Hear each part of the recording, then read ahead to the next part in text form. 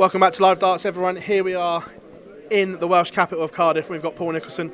Paul, a very big day for darts.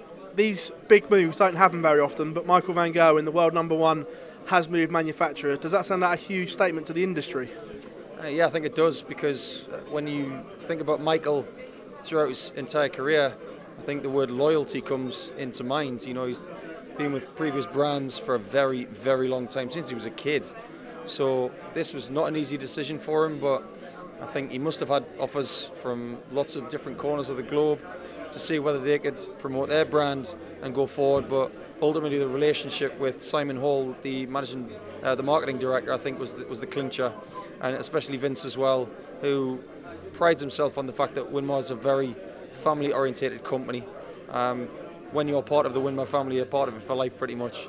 And I think Michael was looking at the roster of, you know, the likes of Webster, Beaton, Bobby George, and thinking this is a long-term decision, and I don't think he has any regrets about it. I think when he changes a set of darts, it's a big deal, and now it's all about what he does with them.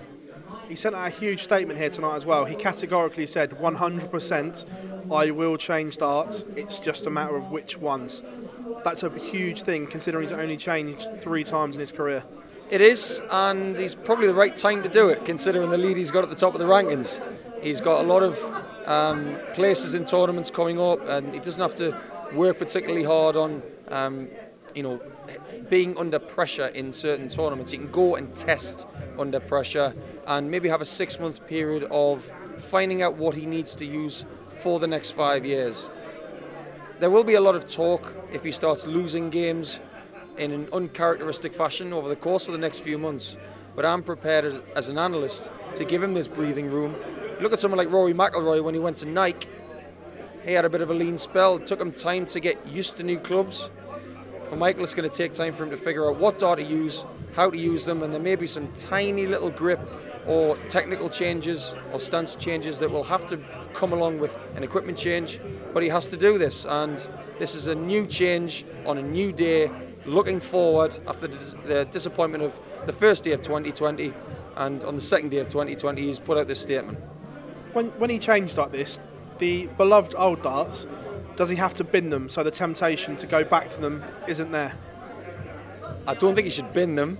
I think he should put them in a glass case and give them to a museum, considering what those darts have achieved. Obviously with the hand and the arm and the shoulder of Michael van Gerwen, but those darts have created some incredible history, and I don't think they should be sold. I think they should be kept by Michael or given to a very big sporting museum where they can be treasured and seen for the world, in the future. People look at those darts like golfers look at Tiger Woods' Titleist putter, which won him, I think, 14 of his 15 majors. They're very important to him. I think he'll keep them, and he should treasure them for the rest of his life. With all this in mind, the first half of this season now, do the field suddenly go, hang on a minute, we've got a chance, he might be vulnerable until he settles? I don't think he'll be vulnerable. I think he's already told a story about hitting a 9-darter with the new darts on demand from Simon Whitlock and Peter Wright, so I think he's a strong in mind person. I think going forward he'll be okay. He might not hit the heights of, say, 110, 115 averages at Pro Tours immediately, but he can still average more than other players on the whole consistently with any kit, and under pressure he'll get used to them pretty quickly, but I'd say 3 or 4 months it'll take. Just changing the subject slightly off of Michael van Gerwen, from the last time we spoke to you, some real devastating BDO news broke whilst we were both working at the PDC World Championships. Prize money situation, Fallon pulling out of the Worlds is a crushing blow. Is this the beginning of the end, do you feel? Excuse me, I've had a cough. It feels that way, doesn't it? Feels like there's another change about to happen, but I think it's just sad for the players. I've said it to quite a few people. You look at the situation, and these guys have spent 12 months trying to get into this tournament. Look at someone like Andy Hamilton, who's slaved around Europe, trying to get himself enough points to be seeded, and for me, he's done a great job. And at the end of it, there's an event that there's a lot of doubt about, and that's sad, because what players like Andy and players like, say, Darren Irwini, the World Cup singles champion, are travelling a very, very long way for potentially not a lot of money, which is very, very sad indeed. Look at Tori Kiwish. She comes in for an unfortunately ill Trina Gulliver, who'll be missing her first ever World Championship. She's got to fly all the way from Melbourne for pennies. It's not good enough. These ladies and these men and these youth players deserve better. And it does feel like the end, and I'll be very surprised if it's not. Does the buck stop with Des? Has to. He's the top cheese, isn't he? He's the one who decided to put chairman under his name.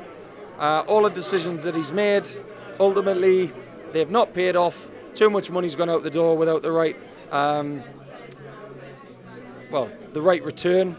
And ultimately, at the end of this championship, I can't see any way that he can hold that job anymore.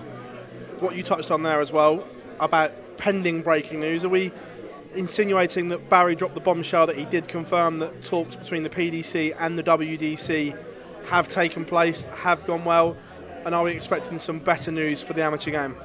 I wouldn't be surprised by that. Anything that Barry says is usually very creditable.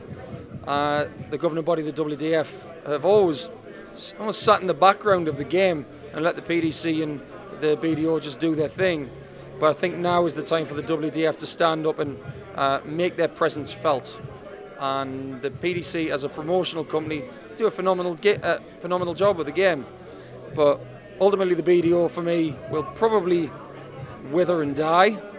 And then what we need to do with the game is have a lot less in the way of acronyms like ADO and all this kind of stuff around the world, like Darts Australia. And why don't you just put everything under one flag?